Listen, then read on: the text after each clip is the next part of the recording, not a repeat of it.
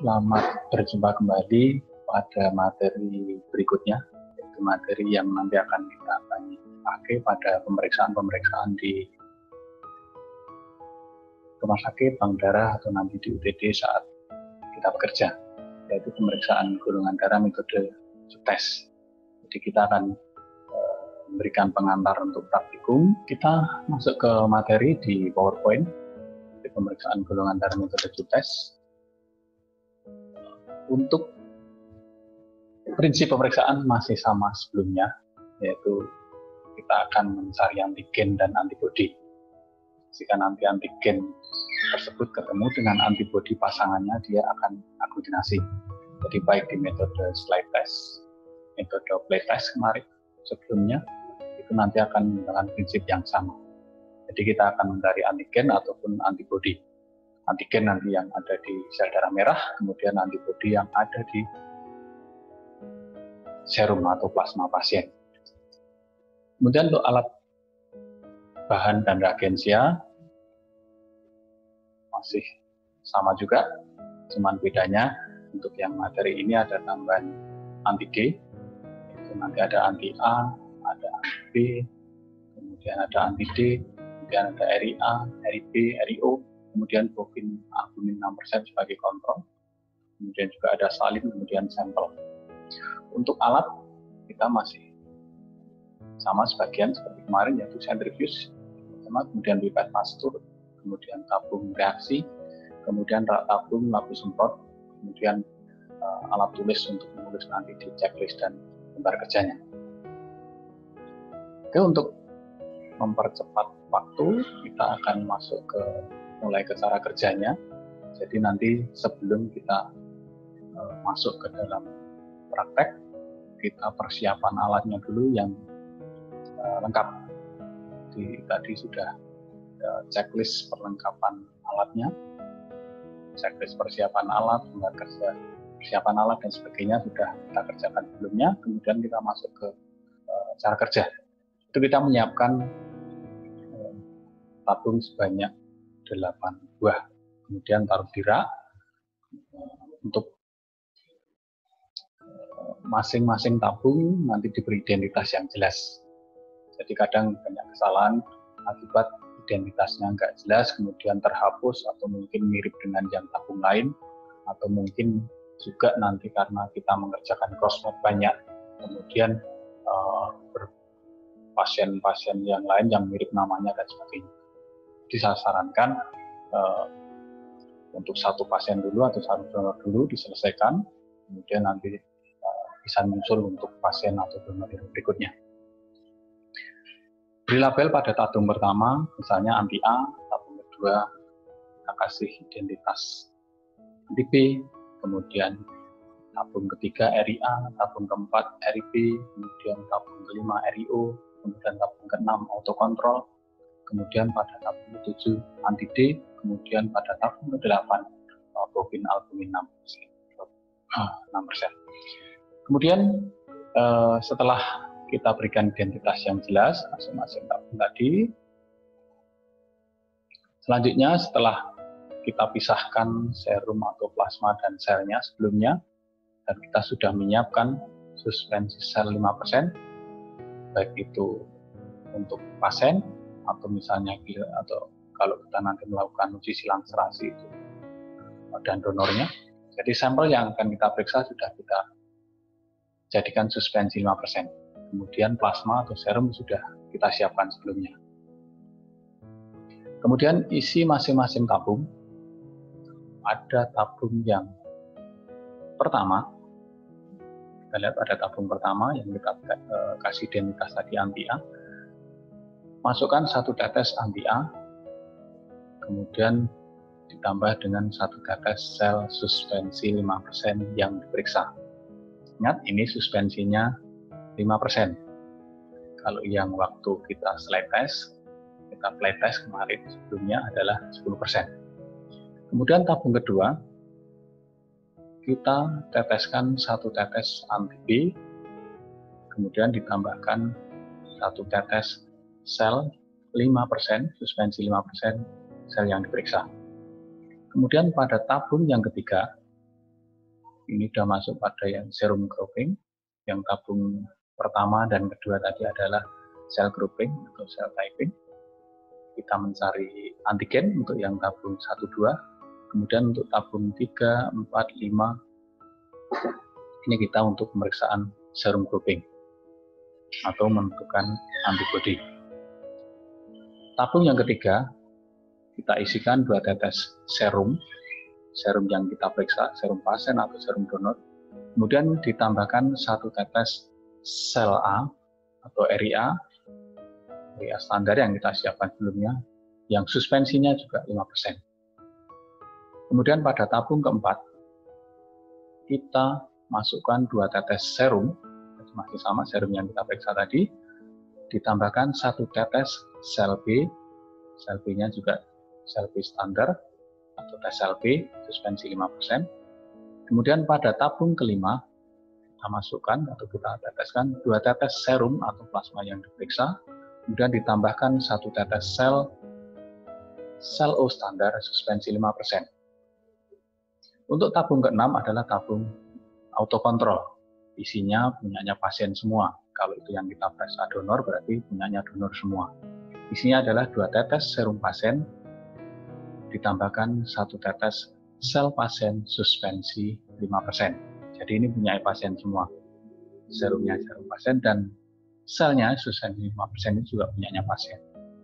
Kemudian pada tabung ke-7 adalah 1 tetes anti-D, ini untuk pemeriksaan resus, ditambahkan 1 tetes sel suspensi 5% yang diperiksa. Pada tabung ke-8 adalah untuk kontrol 2 tetes bovin albumin 6%, ditambahkan 1 tetes sel suspensi 5% adalah sel yang diperiksa. Semua tabung 1 sampai ke 8 kita kocok pelan, kita mungkinkan, kemudian setelah mungkin kita putar atau ada 2 kecepatan yang bisa kita pakai. Umumnya adalah menggunakan 3000 atau 3400 rpm selama 15 menit selama 15 detik sampai 20 detik atau 1000 rpm selama 1 menit. Setelah kita putar semua, selanjutnya kita baca hasilnya. Untuk pembacaan hasil, yang pertama kita lihat adalah yang kontrolnya. Jadi tabung berapa tadi yang kontrolnya? Tabung ke-6. Dan untuk resus yang tabung ke-8. Kita lihat di tabung kontrolnya ada aglutinasi atau tidak. Kedua kontrol harusnya tidak ada aglutinasi atau negatif atau tidak ada gumpalan. Jadi kontrolnya harus negatif dulu, baru kita interpretasi yang lainnya. Selain itu kita lihat juga tadi ada endapan atau tidak, ada aglutinasi atau tidak. Yang penting juga adalah kita lihat lisis. Ada lisis atau tidak setelah kita putar. Lisis itu jadi merah jernih semua, tidak ada endapan sama sekali. Jadi bukan negatif tapi dia lisis. Nah, setelah tidak ada masalah di lisisnya, baru kita interpretasi satu-satu, mulai dari tabung pertama, tabung kedua, tabung ketiga sampai selesai. Kira-kira ilustrasinya seperti ini. Setelah kita putar, nanti kita mungkinkan atau kita resuspensi pelan, kemudian kita lihat hasilnya, ada gumpalan atau ada aglutinasi atau tidak. Contoh yang ini adalah positif 4, ini juga masih positif 4, ini positif 4 tapi sudah mendekati 3, kemudian ini positif 3, ini positif 2, kemudian ini tidak ada aglutinasi atau tersuspensi. Gambaran ilustrasi lain, ini untuk yang setelah kita resuspensi, yang paling atas ini tidak ada aglutinasi pada anti A dan anti B. Pada tes sel A, tes sel B, ini ada aglutinasi. Kemudian pada tabung yang berikutnya, ini ada anti A, yang ada aglutinasi, kemudian ada anti B, dia terresuspensi semua. Kemudian ini pada tes sel A dia tidak ada aglutinasi, pada tes sel B-nya ada aglutinasi.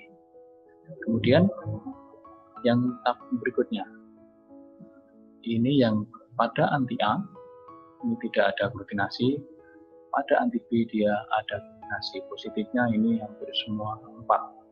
Kemudian yang tabung berikutnya, dua-duanya ini pada anti A aglutinasi, pada anti B dia aglutinasi, pada RIA dan RIB dia tersuspensi semua. Jadi kita bisa menetapkan hasil di sini atau interpretasinya. Misalnya pada pemeriksaan yang kita tetesi anti A dan anti B tidak ada aglutinasi, berarti di sana tidak ada antigen A atau antigen B. Kenapa? Karena antibodi A dan antibodi B, atau antisera A dan antisera B tadi, dia hanya akan aglutinasi kalau ketemu pasangannya. Anti A, pasangannya antigen A. Kalau ketemu dia aglutinasi. Ya, seperti ini. Jadi karena dia tadi pada tabung yang kita tetesi anti A dia positif, berarti dia ada antigen A. Kalau ada antigen A, berarti dia golongan darahnya A. Dan kita lihat pada serumnya. Yang kita tetesi tes sel A, dia tersuspensi. Kemudian yang kita tetesi pada tes sel B, dia ada aglutinasi. Tes sel B hanya akan beraglutinasi dengan anti B.